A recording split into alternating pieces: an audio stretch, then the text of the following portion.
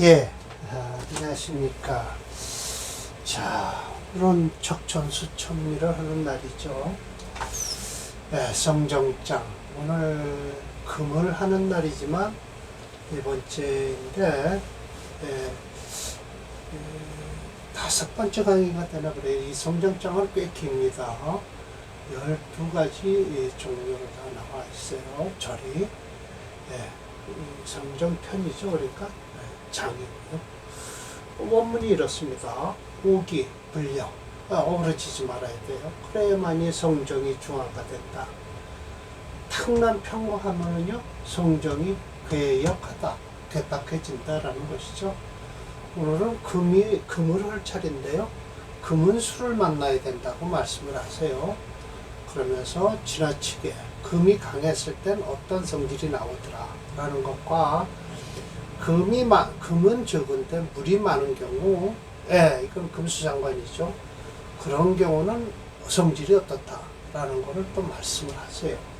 이 성정장은요, 요즘으로 얘기하면 이 사주에서 용신은 안 보고 성질을 얘기한다라고 많이 비평을 하기도 하고 또 재미삼아 성질이 어떻다고 얘기를 하는 사람들도 있고 그래요.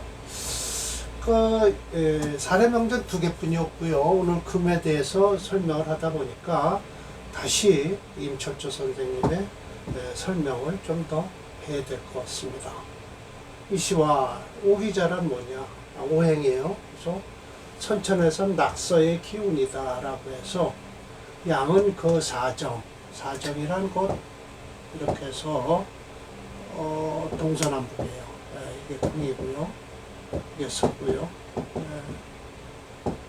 서저에서 북이에요. 이렇게 거정되어 있는데 동은 어디에 속하냐? 목에 속하면서 때는 언제냐? 봄이다. 사람으로서 부여하면 뭐냐? 인이다. 인이 된다는 거예요. 그래서 목이 많다라고 하는 사람은 인을 많이 다 얘기하죠. 남방은 화에 속해요. 때는 여름이고요. 사람에게 부여하면 뭐예요? 예가 되죠. 서방은 금에 속하고요. 때는 가을이에요. 사람으로서는 을이다. 북방은 수예요. 때는 겨울이고요. 사람으로서는 지혜예요. 그래서 곤간은 위토인데 여기를 말하는 거예요. 여기가 곤이고요. 남서가요. 동북이 간이에요. 그래서 이 토를 거쳐야만이 만물이 생성하고요. 만물이 돌아가요.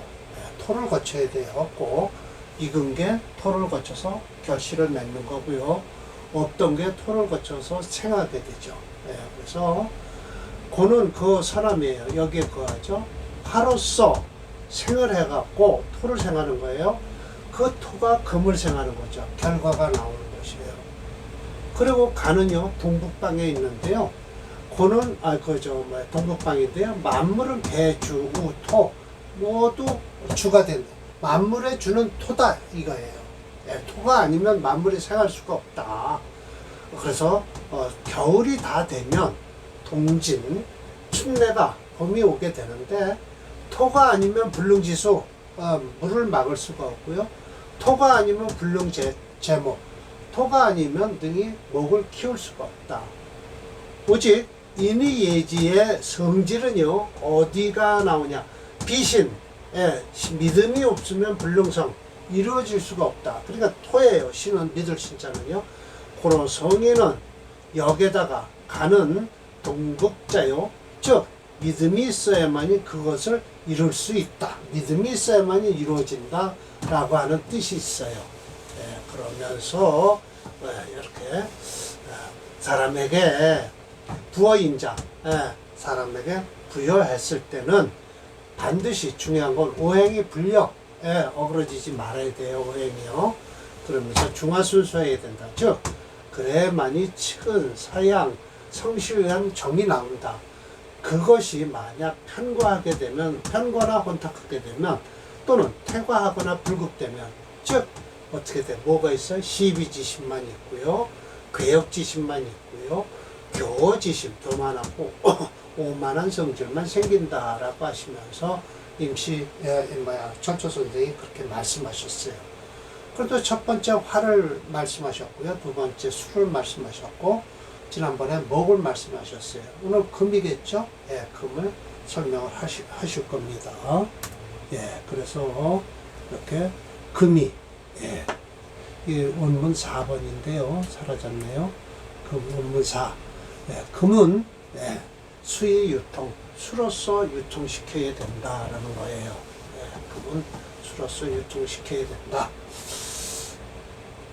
그럼으로써, 자, 임 선생께서 이렇게 말씀을 하세요. 임시와. 그래서 금이란, 예, 강건하고 중정지의 체다. 강건하고 중정지의 체예요. 예, 그래서 능히 맞출 수 있다. 대사, 큰 일을 맞출 수 있다. 예.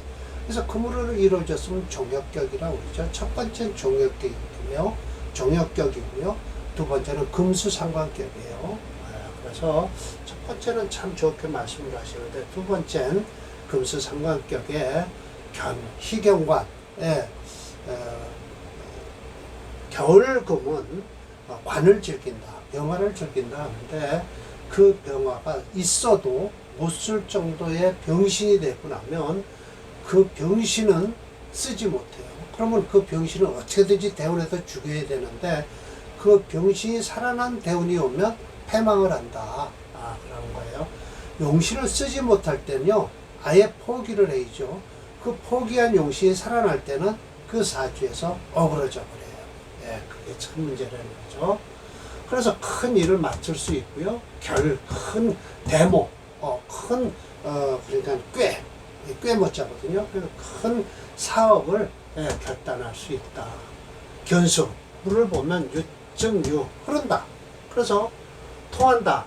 강의지성, 예, 강의지성, 예, 이건 용감한 의자예요. 강건하고 용감한 성질이 생기는데, 또 능히 지혜를 쓸 수 있다. 왜? 수가 흘러가니까요. 예, 지혜를 쓸 수 있어서 듣기, 기운을 얻는데 바른 기운을 얻을 수가 있는 것이다 라는 거예요. 금이 왕하면서 우수, 불을 만났을 때는 그 사람은요, 안은 방정맞아요. 이거는 안에는 네모스럽다는 거예요. 그런데 바깥은 원만해요. 그러니까 오히려 안은 꿋꿋하고요, 겉은 부드럽다는 거예요. 씩씩하고요. 능히 알 수 있다. 권세가 변하는 것을 알 수가 있다는 거예요. 그래서 처세하는데 능히 불상 다치지 않는다.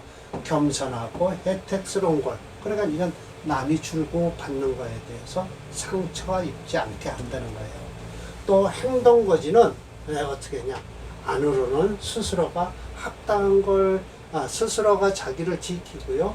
뭐에 맞춰? 중용에 맞춰서 합당한다는 거예요.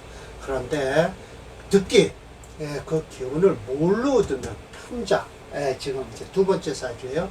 편자, 한쪽으로 쏠리는 걸 얻게 되면 이게 바로 금세 수왕자예요. 이것은 금이 쇠하고 수가 왕하면 상관이 지나치게 강하다는 거예요.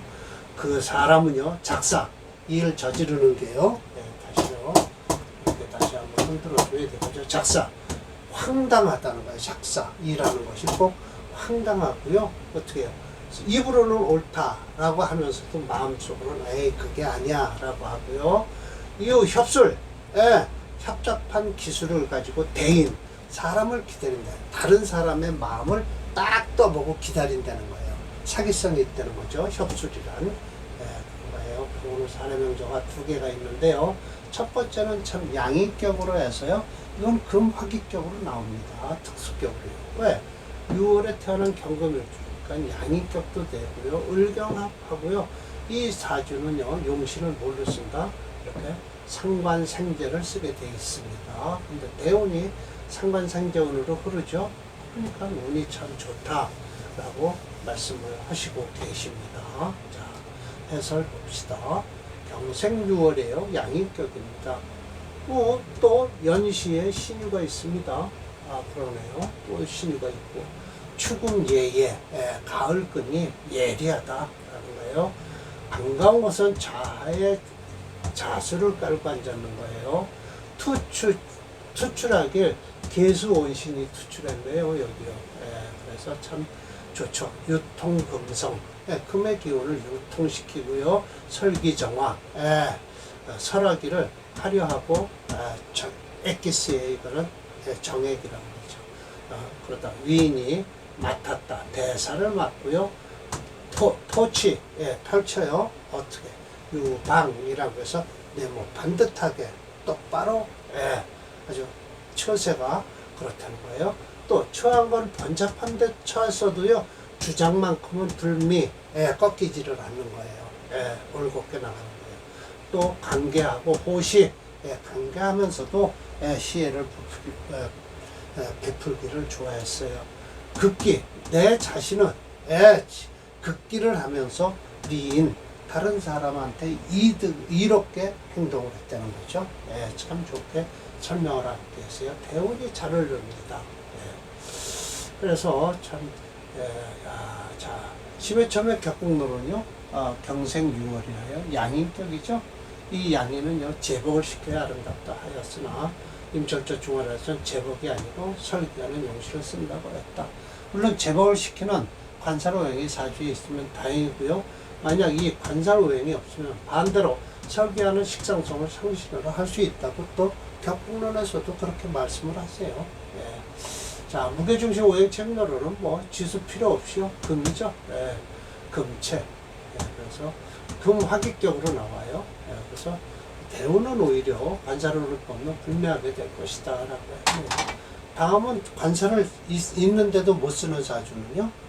또 나와요. 격국론은 제가 지금 설명드렸죠. 자, 그럼 사례명조 411번을 보겠습니다. 여기 나와 있네요. 12번을 제가 안 쳤네요. 지금 여기 을해라고 해서 좋고요. 청축운은 안 좋습니다. 이거 좋지 않아요. 그렇게 꼭 나쁘다고 볼 수는 없어요. 금용신이라고, 수가용신이라 여기가 지금 빨갛게 나오지만 이거 다 괜찮습니다. 이런 데는 괜찮고요. 사실 뭐 그렇게 나쁘질 않아요. 병장화가 들어온다 해도 개수가 지키고 있죠.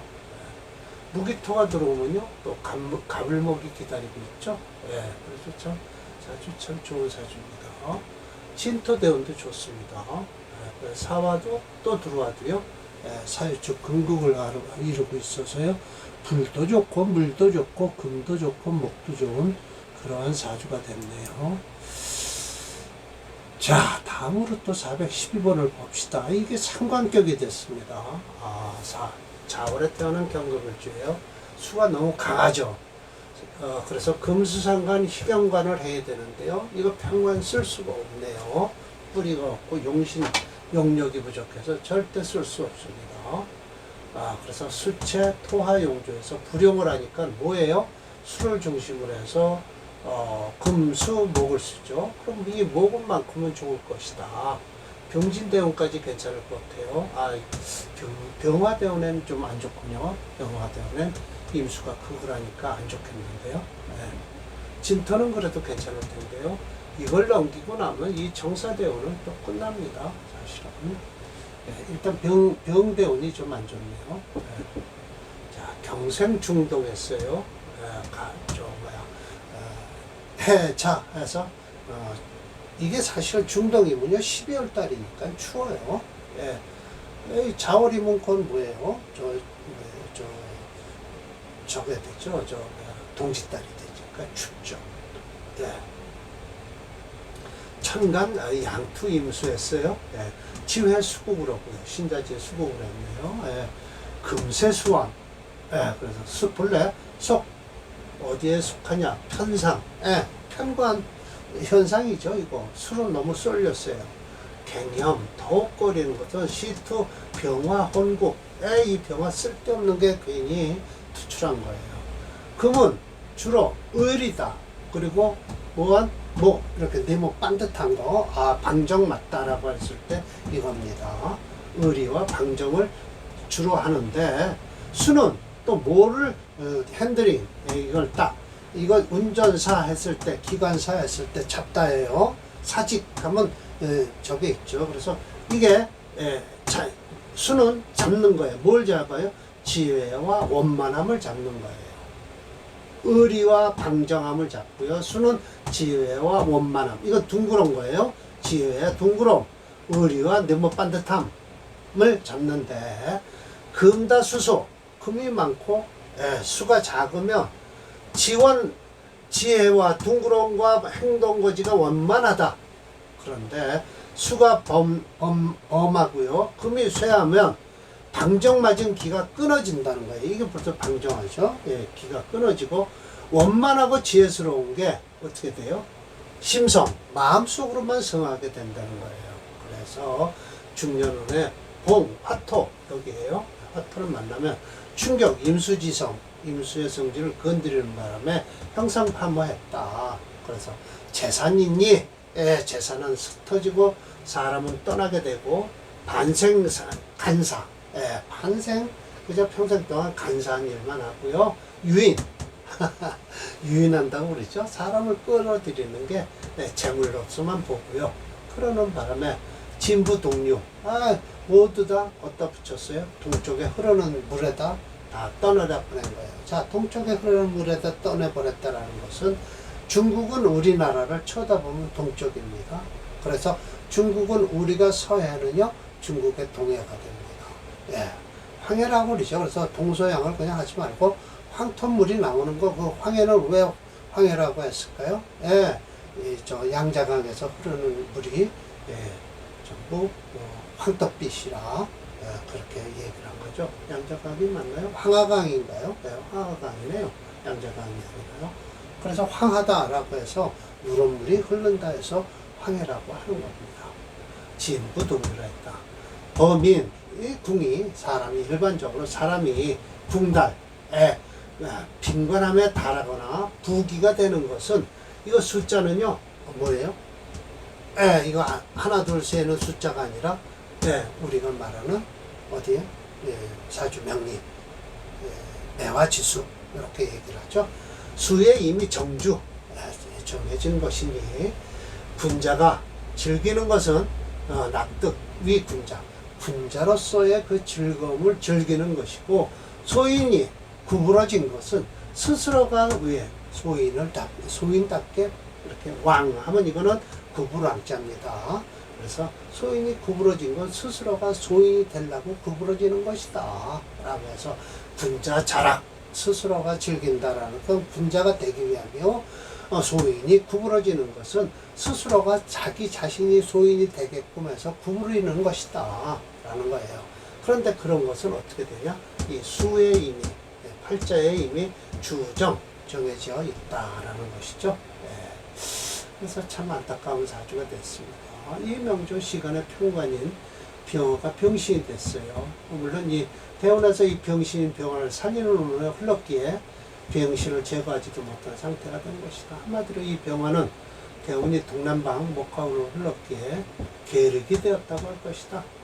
수, 이거는 숫자예요. 수가 숫자를 얘기하는 겁니다. 수가 많아 지혜는 밝은데 그 지혜를 요즘으로 말하는 사기꾼 기질로 풀어먹고 소인배가 된 명주다라고 했어요. 그래서 이 사주를 격국론으로 보면 금수상관 희경관론에서 무역론이라고 할 수 있죠. 그럼 사실은 금수상관 희경관이라고 해서 다 관을 쓰는 건 아니에요. 또 철저님도 그렇게 말씀을 철저님이 아니라 심여천 선생님도 그렇게 말씀을 하셨어요. 사실은요. 자, 봅시다. 412번이죠. 네. 이때, 딱 걸렸네요. 지금 32살에 걸려서, 있는 재산 다 동쪽에다 쓸어버린 사주입니다. 이거 다 안 좋습니다. 목숨도 간다 하죠. 다음 번이 뭘까요? 이제 오행이 끝났고요. 그러면 뭐가 나올까요? 5번이 되나요? 여기서? 최여자, 금수, 환남. 가장 고집스러운 것은요, 그 서방의 수가 어쪽으로 흐르는 거예요. 남방으로 흐를 때. 그것도 안 좋겠죠. 서방수가 남방으로 흐르면요. 괜히 고집만 피다가 망하는 것이죠. 이건 다음번에 또 정리를 하고 연구를 해서 발표를 하겠습니다. 자, 오늘 강의 이걸로 마치겠습니다.